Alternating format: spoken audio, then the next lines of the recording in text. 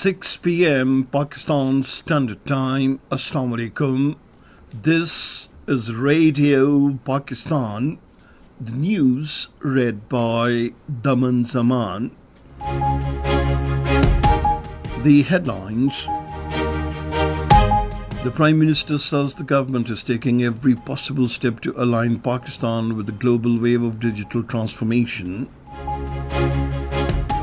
The Deputy Prime Minister, during a telephonic conversation with the Foreign Minister of Oman, has highlighted the current regional situation, including India's illegal unilateral actions. In the Indian illegally occupied Jammu and Kashmir, the Indian security forces arrested over 2,500 civilians in sweeping crackdowns after the Pahalgam false flag operation. The President People's Democratic Party has expressed deep concern over the safety of Kashmiri students studying across India in the aftermath of the Pahalgam false flag attack.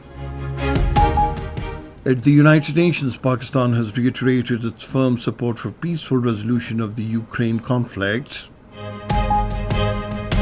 In the Pakistan Super League, Lahore Qalandars will take on Islamabad United in Lahore today. And now the news in detail. Prime Minister Shehbaz Sharif has said the government is taking every possible step to align Pakistan with global wave of digital transformation. He was talking to the Secretary General of the Digital Cooperation Organization, Dima Al-Yahya, who called on him in Islamabad today.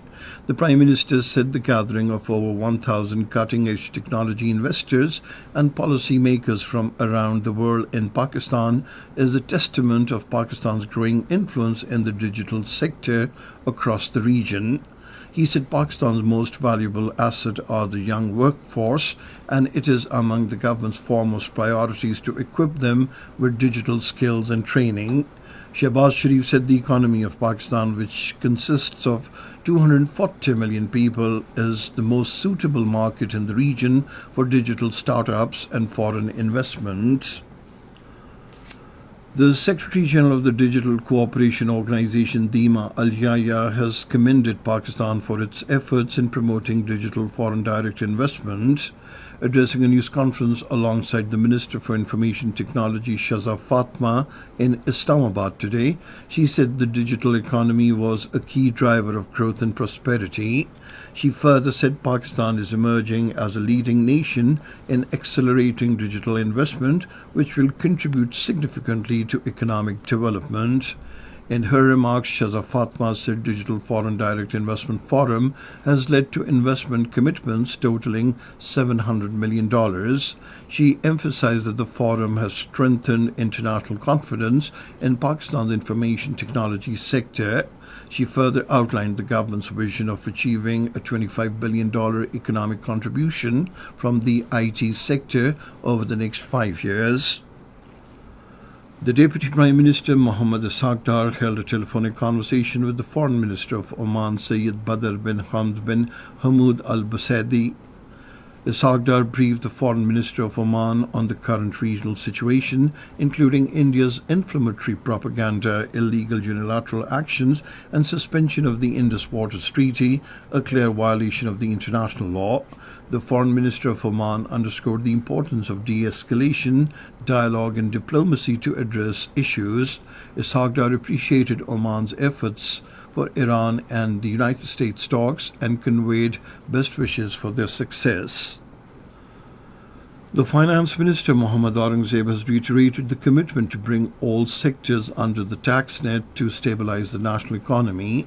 Addressing a pre-budget seminar in Karachi today, he said the economy has been put on the right trajectory. Mohammad Aurangzeb said significant reduction in inflation and policy rate has been achieved due to prudent economic policies. He said the current account deficit has also been controlled. The Finance Minister assured that recommendations of the business community will be reviewed and incorporated in the budget. The Chairman, Senate Sayyid Yusuf Raza Gilani, has reiterated Pakistan's firm commitment to further deepening bilateral ties with Qatar in all areas. He was talking to the Deputy Speaker of the Shura Council of Qatar, Dr. Hamda bint Hassan Al Sulaiti, who called on him in Morocco. During the meeting, the two sides discussed matters of mutual interest, including bilateral relations, parliamentary engagement, investment, culture, trade, and peace in the Middle East. The Chairman Senate expressed keen interest in the forthcoming visit of the Emir of Qatar to Pakistan, terming it a significant opportunity to elevate bilateral ties to new heights. He said Pakistan is fully prepared to provide skilled human resources for Qatar's development in the sectors of information technology, medicine, and infrastructure. This is Radio Pakistan giving you the news. The acting chairman, Senate Said Al Khan, says Radio Pakistan is playing a valuable role in effectively communicating the national narrative. Talking to the Director General Radio Pakistan, Saeed Ahmed Sheikh, who called on him at the Parliament House in Islamabad today, he said Radio Pakistan is an effective source of timely and credible information. Said Al Khan said Radio Pakistan has instilled patriotism and unity in the nation during times of both war and peace. He said the upgradation of the national broadcaster will enable prompt access to information for people in the remote areas. Said Al Khan strongly condemned the Indian propaganda and negative campaign and praised the effective national response.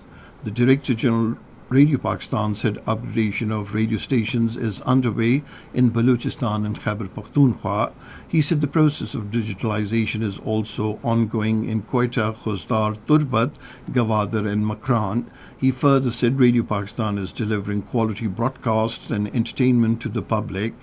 The acting chairman, Senate, assured full cooperation for the upgradation of the national broadcaster. In the Indian illegally occupied Jammu and Kashmir, the Indian Forces personnel continued the unprecedented reign of terror, arresting over 2,500 civilians in sweeping crackdowns after the Pahalgam false flag operation. According to Kashmir Media Service, over 24 homes belonging to families with no political links have been demolished since then. These ruthless actions expose India's growing desperation to crush the Kashmiris' resistance through fear and collective punishment. Despite the Modi regime's systematic campaign of violence and illegal detentions, Kashmiri people remain unbowed in the demand for freedom and their inalienable right to self-determination. Meanwhile, at least 16 Kashmiri shawl vendors were forced to flee Uttarakhand state of India after increasing attacks by the Hindutva goons. The victims said police refused to provide them protection and advised them to leave the state for safety. The President People's Democratic Party, Mehbooba Mufti, has expressed deep concern over the safety of Kashmiri students studying across India in the aftermath of the Pahalgam false flag attack. In a statement in Srinagar, Mehbooba Mufti said she had been receiving distress calls from Kashmiri students who are living in fear due to rising tensions and acts of intimidation. She urged the Indian Home Ministry and the Chief Ministers of all the Indian states to intervene immediately to ensure the protection of Kashmiri students. She also condemned the surge in communal hate being spread on social media by the Hindutva activists. Pakistan has reiterated its firm support for a peaceful resolution of the Ukraine conflict. Delivering statement at the United Nations Security Council ministerial meeting on Ukraine, Pakistan's Deputy Permanent Representative to the United Nations, Ambassador Usman Jadoon, emphasized that a constructive and inclusive dialogue process is essential in achieving a lasting peace in the region. Cricket. In the 19th match of the Pakistan Super League, Lahore Qalandars will face Islamabad United in Lahore today. The match will start at 8 p.m. And finally, the weather report. Hot and dry weather is expected in most parts of the country, while very hot conditions are likely in southern parts during the next 12 hours. However, gusty winds are likely in the plain areas during the forecast period. And that is the end of this news bulletin. For more news and analyses, log on to our website, radio.gov.pk, and you can also watch the live video streaming of our bulletins on the link facebook.com/Radio Pakistan News Official.